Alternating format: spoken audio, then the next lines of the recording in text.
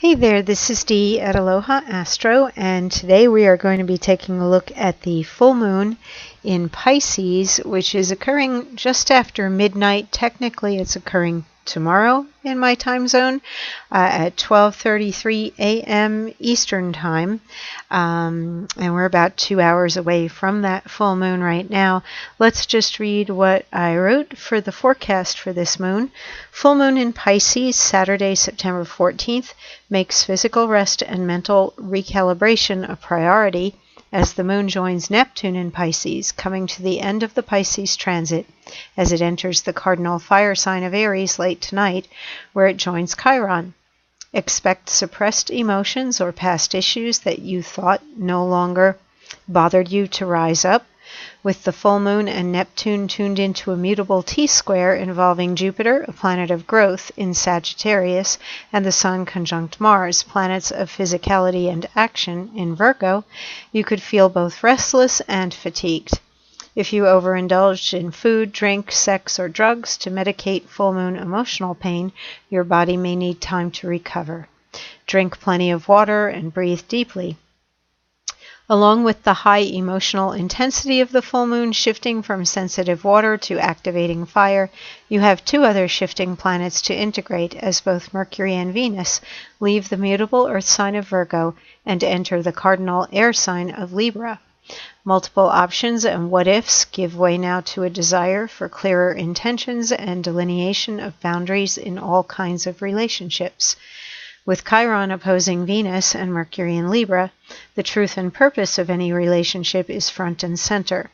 In some situations, you can acknowledge how you contribute to an imbalance and agree to work toward better communication and happier relating.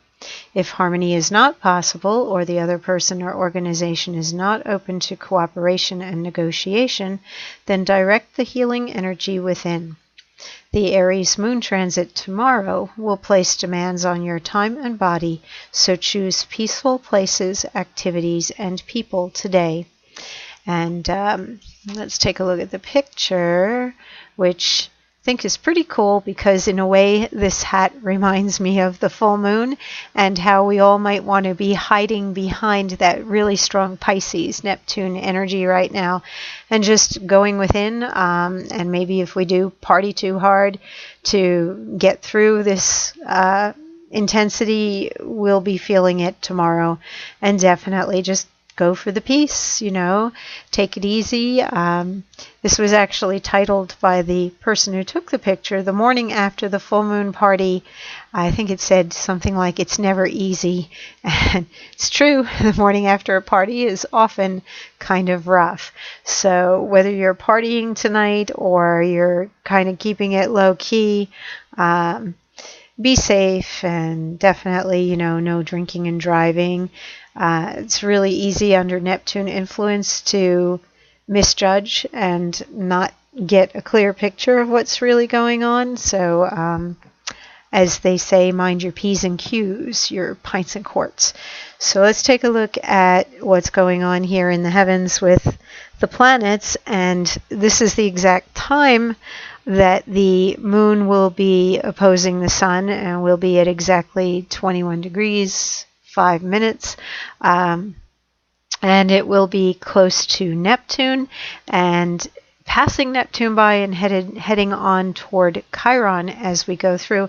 Just going to click through on hours here so you can actually see over at Planet Watcher how you can watch the moon change, and also watch here with Mercury and Venus because they're at their final degree, which is a critical degree, and the pressure that people might be feeling as well with the mind and affections or the heart, anything that's pleasurable, comfortable, or familiar. If something feels as though it is coming to an end, or there's an ultimatum, or you have to make a choice or a decision, it may be due to this 29 degree. And once you shift into Libra, you might have an entirely different view of something, or at least have some clarity. So that's one big shift we'll be seeing, and then we have the moon shift out of Pisces and into Aries by the night of the 14th. So we'll just click through on some hours and watch how things go along. And there we go. Right around 4:33 in the morning, we have Mercury enter, and it's not too much longer after that that Venus catches up. And there we go. Now we have Venus and Mercury at 11:33 a.m., both entering into Libra. And this T-square that's going on, we have lingering mutable energy with the Sun and Mars still in Virgo. And this is very physically oriented and action oriented, and can be needs based as well. And because we have planet of growth here and a planet of ideals or seeking some dream or perfection, there can be a physical restlessness to go after something, but it might not necessarily work out the way that you want it to work out, or your own impatience and not waiting for something to mature or develop in its own time can be something that hinders the potential fruitfulness in this T-square. And T-squares can be challenging, however, they also do make things happen because we focus a lot of that tension on the opposition, wanting the planets to balance, and on the squares in terms of trying to find a way to get around the opposition. And it's a very strong dynamic, and it turns into work. It turns into persisting and persisting and persisting.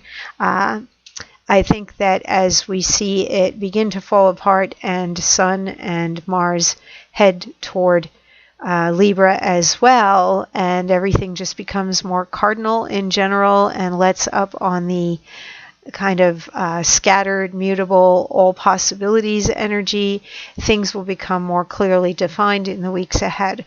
So that is something to look forward to. But there is still a great deal of imagination that is within this, and don't give up on a dream. You know, if there's something that you're close and you've been working it for a while and it just hasn't happened and it hasn't happened, or you start to doubt or think something is truly impossible, I would say don't give up if there's even just a glimmer of hope. Sometimes the breakthrough can occur just at the very point of giving up. And we do have a mystic rectangle in here that involves the same cluster of the Virgo and the Libra planets in basically these sextiles and trines that box in two oppositions. And technically the North Node is not a planet, but it has strong karmic significance and about purpose. Basically, where are you living your life? Where are you headed to? What are you creating? What do you want? What do you see yourself doing that is purposeful? So that North Node is tied in with this mystic rectangle, and I always liken it to a stagecoach with a bunch of horses yoked up, that they have a whole lot of energy behind them because they're all put together. So we have the planets at these 4 points holding together two oppositions and actually directing the energy as a team toward something. So we have the imagination and hope and dreams with Neptune. We have the determination and willpower to make something concrete or real with Saturn and Pluto in Capricorn. We've got the North Node to guide us toward what feels like it's right or true for us, or what we absolutely can't live without. What do we feel is our destiny, fate, karma, whatever, that we're not ready to relinquish it or let it go. Even if other people are saying, oh, you'll never get that, that'll never happen, that's an impossible dream. Persist, go down all avenues, gather more information or knowledge. That is something that the Virgo planets are very good at doing, is seeking out the right tools or resources or information. So don't sit idly by if you have something that you feel very determined to go for.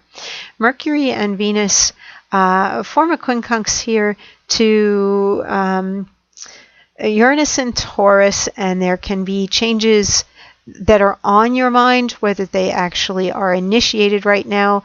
I think possibly not until these planets move forward a little bit more and come into a tighter aspect with the Taurus energy, and something begins to actually coalesce. I think there's a seeking of change, but it's hard to make change happen immediately when you're in the midst of the full moon. Sometimes things come about a couple of days later. In fact, I found that the second day after is usually the day that the phone call comes, or the email, or the letter, or you've made up your mind, or whatever. So if we jump ahead to the 15th, there we have Moon and Chiron, and I would say there's a lot of tension that day in relationships in particular because of this opposition to Venus and Mercury.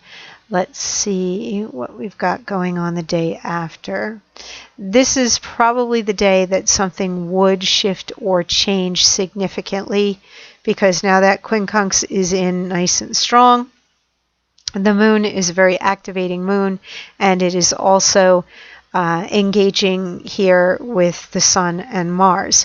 So something that needs to happen is more likely to happen, shift or change, and you would be better prepared emotionally with this square, where something has to be final or something has to be a certain way and you have to push for it, or have a confrontation or come on very strong emotionally, then that square can help you with that. It's not an easygoing energy, and some of this action and change is not either, but it seems to be for the better overall. So I would say the 16th, Monday, you're ready for tackling something, and it's the start of a new work week for many people. So you might have course of action as to what you're doing with your job or business or a relationship at that point in time, and just go easy on yourself in the meantime while Chiron and the moon are joined together. It really is useful to look at yourself and then look at the other person or the group or the entity, and while that opposition energy is going on, think about your role and your part, and is that person reflecting something back at you that is actually within you, and why is that bothering you, or how are you going to relate, basically, or do you want to or not?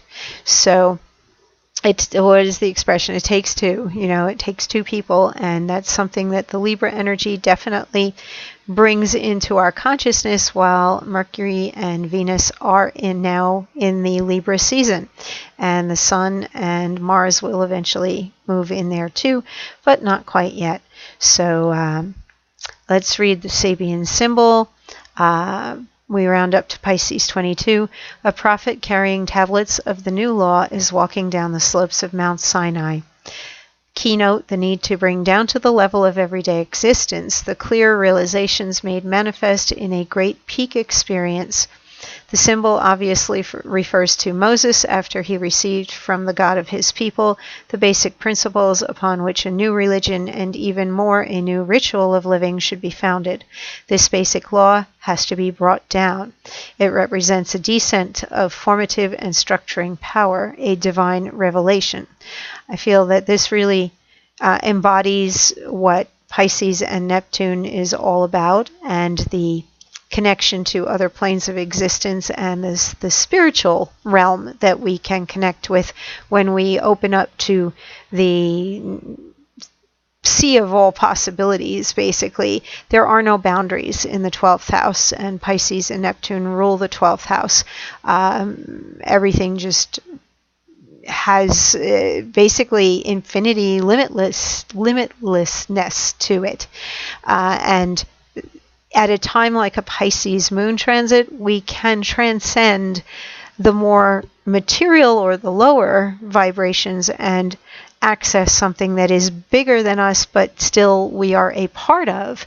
We are just an expression of something bigger, and we can connect more easily with that bigness, something else that feels as though it's outside of ourselves when we are in a Pisces moon transit. So there can be a stepping down of energy and or a rising up of your own, so that you now entrain to something that's vibrating higher. So let's see. This type of revealed knowledge contrasts with the kind of knowing born out of experience of touch, of feeling of warmth of contact. This second stage symbol pictures a process to which a religious God-given character has been attributed in the past, but which today is being investigated at the personal and psychological level. The important point here is, what do you do after you have a peak experience and inner revelation? That's a powerful question. I wrote in the forecast the previous day, and if you scroll back through either my Facebook or Instagram posts, you'll find the old one about an experience I had when I was just a child that was really probably the peak experience of my life. I came very close one other time to entering that state very spontaneously when I was just musing in the shower. I felt it and it slipped away. And it's something I've sought in meditation and in nature and in substances, and I haven't gotten there again. So what do you do after you have a peak experience? Well, they say we're supposed to, before enlightenment we chop wood and carry water, and after enlightenment we chop wood and carry water, and that is true. But I often imagine, what if I had maintained that state when I was a child and then gone through my life in that altered state? What would I be doing now, and what would I be like? And is it accessible to me in this lifetime again? And can I keep it, hold on to it, and remain there? So, and do we have an obligation when we reach an altered state like that, such as Moses bringing down a law? Are we then obligated to bring some wisdom or knowledge to other people? That might be something else to think about during this full moon. If you do open up to something deeper within your consciousness, or open up to any spiritual gifts, especially anything like art or healing, which is something that Pisces does have rulership over, then do you have some obligation to actually share that with other people if it is a gift or a talent? Personally, I think we kind of do. Why keep it under wraps? Why not share your light, So the key word here is mandate, and the basic problem is how to fulfill it in the right spirit. And that is something else that Pisces is concerned with from the perspective of the archetype pattern of Pisces and Neptune energy.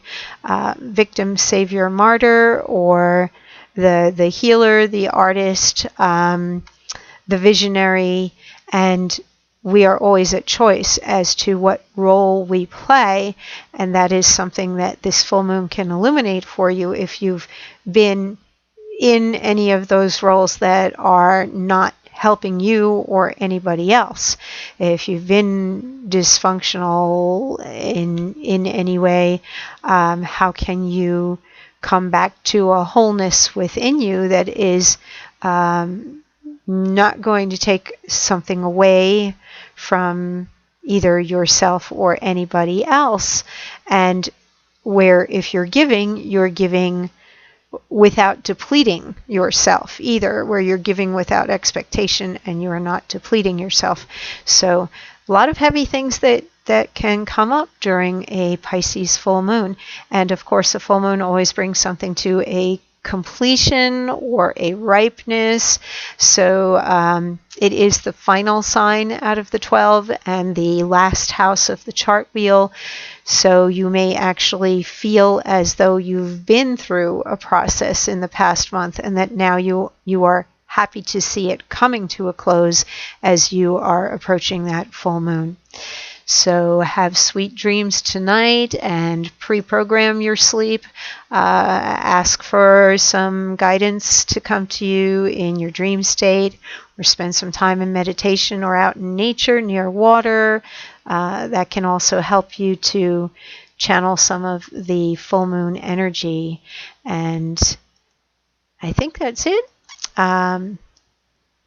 Until next time, when I see you at the new moon coming up at the end of this month, I believe on the 28th. So I am usually pretty busy at the full moons, but there's still some slots for tomorrow. Please do not email me and ask. Just click this schedule button and it will lead you through a few steps that will take you to my schedule, so you'll know if I'm available or not.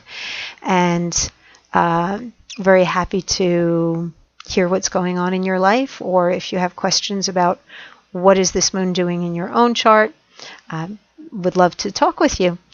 Everybody be safe, take care, and see you next time.